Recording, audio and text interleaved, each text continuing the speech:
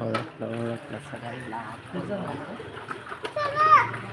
25 काय करतो आपण इथं विहीर करत आहोत. 2 विहीर आहेत आपल्या किल्ल्याला. किल्ल्याचं नाव आहे आपल्या जंजिरा. तिथं मध्ये आपण महाराजांसाठी केलं आहे.